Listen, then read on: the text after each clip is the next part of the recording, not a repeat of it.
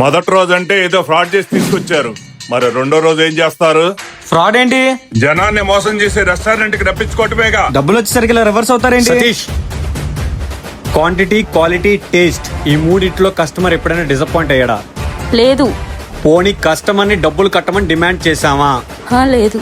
ఈ రోజు second day, పైగా టైం 3 అవుతుంది. రెస్టారెంట్ కూడా చాలా ఫుల్ గా ఉంది. మనం నిజంగా మోసం చేస్తే అంతమంది జనాలు రారుగా.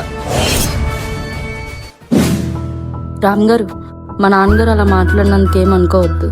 ఈ టైంలో చెప్పచ్చో చెప్పకూడదో నాకు తెలీదు. మీరంటే నాకు ఇష్టమండి. డబ్బులు సంపాదించట్లేదని ఒక అమ్మాయి వదిలేసి వెళ్ళిపోయింది. తీరా ఇప్పుడు డబ్బులు సంపాదిస్తుంటే ఒక అమ్మాయి లవ్ చేస్తానంటుంది. అంటే నేను డబ్బు కోసం అయ్యో, నేను మిమ్మల్ని తప్పుగా అనట్లేదు. ఆల్రెడీ ఒక అమ్మాయి చేతిలో మోసపోయాను. ఇంకో అమ్మాయి చేతిలో మోసపోవడానికి రెడీగా లేను. ఫైనల్ గా ఏం చెప్పాలనుకుంటున్నావు? లైఫ్ అంతా మంచి బిజినెస్ పార్ట్నర్స్ లో ఉందాం.